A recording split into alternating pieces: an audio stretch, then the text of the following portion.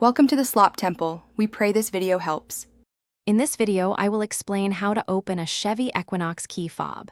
This guide will help you replace a dead battery quickly and easily. You will need just two simple items: a small flathead screwdriver, preferably with its tip wrapped in tape to prevent scratches, and a fresh CR2032 3-volt coin battery. Having these tools ready will make the process smooth and efficient. Your first step is to locate the small silver button found on the side of your key fob.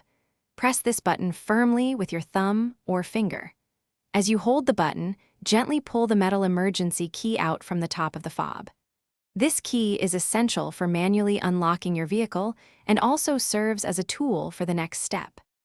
With the emergency key removed, look into the slot where it was housed.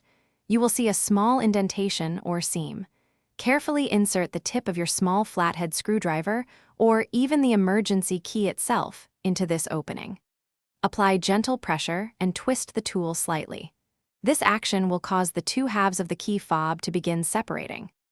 Once the key fob is open, you will see the round 3-volt CR2032 battery.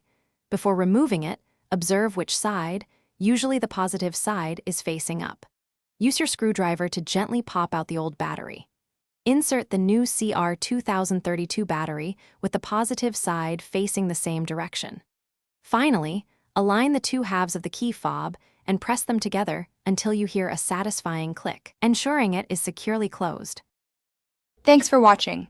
Consider subscribing if we helped you.